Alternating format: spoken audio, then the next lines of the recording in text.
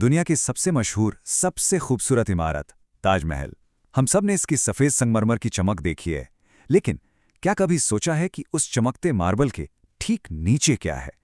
आज के इस एक्सप्लेनर में हम एक ऐसी हाई स्टेक्स हिस्टोरिकल इन्वेस्टिगेशन करने वाले हैं जो सीधे उस अंधेरे तक जाती है जिसने दशकों से लोगों को बेचैन किया हुआ है। सवाल बड़ा सिंपल सा लगता है, ताजमहल के ठीक नीचे आखिर क्या छुपा है? कल्पना कीजिए, उन चमकते हुए सफेद पत्थरों के बहुत नीचे कुछ अंडरग्राउंड कॉरिडोर्स हैं, बिल्कुल घने अंधेरे में डूबे हुए। वहां रोशनी मुश्किल से पहुंचती है। क्या वो सिर्फ एक आम स्ट्रक्चरल फाउंडेशन का हिस्सा है, या फिर किसी सदियों पुराने राज को छुपाने का एक तरीका? ये सोचकर ही रोंगटे खड़े हो जाते हैं ना। और देखिए, यहीं से सबसे बड़ा टकराव शुरू होता है। जो इमारत हम देखते हैं, क्या वो सच में ताजमहल है, या फिर वो है जिसे कुछ ऑल्टरनेटिव थ्योरीज में तेजो महालया कहा जाता है? क्या जो कहानी हम सदियों से पढ़ते आ रहे हैं वो पूरी तरह सच है, या किसी और सच्चाई पर एक बहुत खूबसूरत गिलाफ चढ़ाया गया है? चलिए, बिना किसी बायस के इस कॉन्फ्लिक्ट के बिल्कुल सेंटर में चलते हैं। ओके, चलिए इस पेपर ट्रेल को खोलते हैं। इतिहास के पन्नों में ना दो बिल्कुल अलग टाइमलाइंस चल रही हैं। एक तरफ है राजा परमार्दी देव, जिनकी कहानी साल 1212 के आसपास शुरू होती है, और दूसरी तरफ है मुगल बादशाह शाहजहां, जिनकी ऑफिशियल टाइमलाइन 1632 से स्टार्ट होती है। दोनों साइड बिल्कुल अलग दावे कर रही हैं, और दोनों के बीच 400 साल का लंबा फासला है। तो ये ऑल्टरनेटिव थियरी आखिर आती कहां से है? ये स्टार्ट हुई लेखक पी.एन. ओक की किताब ताजमहल द ट्रू स्टोरी से। उनका दावा था कि लगभग 1212 एडी में यमुना नदी के किनारे एक भव्य राजमहल, या कहें तो एक शिव मंदिर बनवाया गया था। इस थियरी को सपोर्ट करने वालों का मानना है कि ये सफेद पत्थर, ये बड़े बड़े गुंबद और यमुना के किनारे इसका लोकेशन, ये सब एक 13वीं सेंचुरी के हिंदू स्ट्रक्चर के ठोस सबूत हैं। अब जरा इस जमीन के पिछले मालिकों पर नजर डालते हैं। इसका एक अपना अलग इतिहास है। 13वीं सेंचुरी में ये राजपूत शासकों के पास थी। फिर वक्त बदला और ये राजा मानसिंह के अधिकार में आई, और 1632 से ठीक पहले ये जमीन राजा जयसिंह के पास थी। और यहाँ मेनस्ट्रीम हिस्ट्री और ऑल्टरनेटिव थियरीज आपस में मिलते हैं, क्योंकि मेनस्ट्रीम रिकॉर्ड्स भी मानते हैं कि शाहजहां ने ये प्रॉपर्टी राजा जयसिंह से ली थी, और उसके बदले उन्हें प्रॉपर मुआवजा यानी कॉम्पनसेशन दिया गया था। लेकिन रुकिए, यहाँ एक बहुत बड़ा ट्विस्ट है। शाहजहां ने आखिर खरीदा क्या था? सिर्फ एक खाली जमीन का टुकड़ा, या उस जमीन पर पहले से मौजूद कोई बहुत पुराना, मजबूत स्ट्रक्चर? सोचने वाली बात यह है कि राजा जयसिंह को जो मुआवजा मिला, क्या वो सिर्फ मिट्टी और पेड़ पौधों का था, या उस पर खड़ी किसी विशाल इमारत का? इसी एक सवाल ने इस पूरे मुद्दे में ऐसी क्यूरियोसिटी पैदा की है जो सदियों से शांत नहीं हुई। दूसरी तरफ अगर हम मेनस्ट्रीम हिस्ट्री की सुने तो सुई आकर टिकती है साल 1632 पर। मुमताज महल के निधन के बाद ऑफिशियल मुगल दस्तावेज, खासकर पातशाहनामा, बिल्कुल क्लियर कहते हैं कि कंस्ट्रक्शन का काम इसी साल शुरू हुआ था। प्रोफेशनल इतिहासकारों के अनुसार ये पूरी तरह से एक जीरो से शुरू की गई नई इमारत थी, एक नया मास्टरपीस जिसे सिर्फ कला और प्रेम के प्रतीक के रूप में बनाया गया था। तो इस सारी डिबेट का कोर सस्पेंस आखिर बनता क्या है? एक बिल्कुल नया मुगल मास्टरपीस, या फिर एक कन्वर्टेड एंशिएंट स्ट्रक्चर?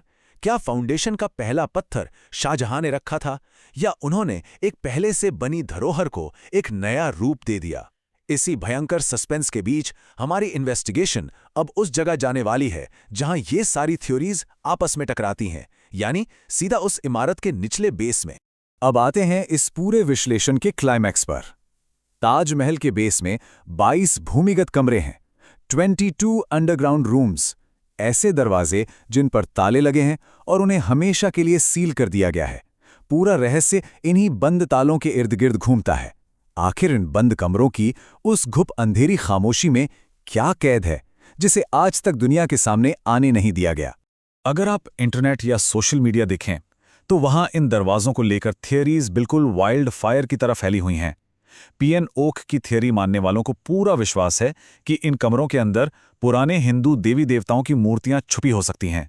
कुछ दावा करते हैं कि वहां गुप्त संस्कृत शिलालेख दबे पड़े हैं। अगर ये सच निकल जाए तो सोचकर देखिए, ये एविडेंस भारतीय इतिहास के एक बड़े हिस्से को लिटरली हिलाकर रख देगा। खैर, इन वायरल कहानियों से थोड़ा बाहर आते हैं और साइंटिफिक एंगल देखते हैं। आर्कियोलॉजिकल सर्वे ऑफ इंडिया यानी ASI और प्रोफेशनल हिस्टोरियंस के मुताबिक इन बंद दरवाजों के पीछे कोई छुपा हुआ रहस्य नहीं है। वो इन्हें सिंपली तहखाना कहते हैं। ये ऐसी अंडरग्राउंड स्ट्रक्चरल सेल्स होती हैं जो इतनी भारी इमारत के फाउंडेशन को मजबूती देने के लिए सिविल इंजीनियरिंग के हिसाब से बनाई जाती हैं। और इस चीज़ को समझना बहुत इंटरेस्टिंग है क्योंकि यहाँ थियोरी और साइंस बिल्कुल आमने सामने हैं। एक तरफ मूर्तियों और इंस्क्रिप्शंस छुपे होने का क्लेम है और दूसरी तरफ है प्योर आर्किटेक्चर। ताजमहल ठीक यमुना नदी के किनारे खड़ा है। अब नेचुरली नदी पास होने से अंडरग्राउंड नमी और सीपेज का खतरा हमेशा रहेगा। एक्सपर्ट समझाते हैं कि इन तहखाना कमरों को सील रखना इसलिए ज़रूरी है ताकि उस अंडरग्राउंड मॉइस्चर को कंट्रोल किया जा सके, वरना सीपेज इमारत की नींव को गला सकती है। ये एक प्योरली प्रैक्टिकल साइंटिफिक सॉल्यूशन है। लेकिन एक इतने सॉलिड साइंटिफिक लॉजिक के बावजूद ये ऑल्टरनेटिव थियोरी गायब क्यों नहीं होती? जैसा कि पीएन ओक का आर्ग्यूमेंट था कि उन अनसील्ड चैम्बर्स में प्री शाहजहां टाइमलाइन के सबसे डिसाइसिव सबूत हो सकते हैं। इन बातों में सच में एक अजीब सी कशिश होती है। ये आपको लगातार सोचने पर मजबूर करती हैं कि क्या वाकई वहां कुछ ऐसी चीज है जिसे सदियों से छुपाया जा रहा है। यही वो क्यूरियोसिटी है जो इस रहस्य को आज तक जिंदा रखे हुए हैं। पर यहीं पर एक बड़ा टेक्निकल सवाल उठता है, क्या ताजमहल जैसी आकर्षक इमारत उससे पहले के दौर में बन भी सकती थी? इस पॉइंट को तुरंत काउंटर करते हैं मशहूर हिस्टोरियन जाइल्स टलॉटसन। वो इस ऑल्टरनेटिव थ्योरी को सीधे तौर पर स्यूडो हिस्ट्री बुलाते हैं। उनका मानना है कि इतनी एडवांस स्ट्रक्चरल इंजीनियरिंग, ये परफेक्ट आर्चेस, सिमेट्री, विशाल गुंबद, ये सब मुगल काल से पहले के भारत में किसी भी डॉक्यूमेंटेड फॉर्म में एग्जिस्ट ही नहीं करते थे। ये बहुत ही स्ट्रांग आर्ग्यूमेंट है। तो इन सब बातों का आखिर में क्या मतलब निकलता है?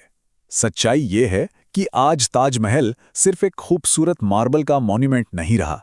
ये इंडिया का सबसे बड़ा नैरेटिव बैटलफील्ड बन चुका है।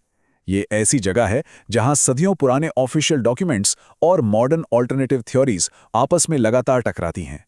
ये हमें दिखाता है कि इतिहास सिर्फ वो नहीं जो ऑफिशियल किताबों में लिखा है, बल्कि वो भी है जिसे लोग अपने नजरिए और अपने विश्वास से देखते हैं।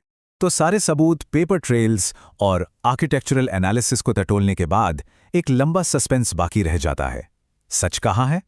क्या वो हिस्ट्री की ऑफिशियल किताबों के पन्नों में दर्ज है या फिर वो उन 22 बंद कमरों के उस गहने अंधेरे में छुपा है जहां सदियों से किसी की रोशनी नहीं पहुंची?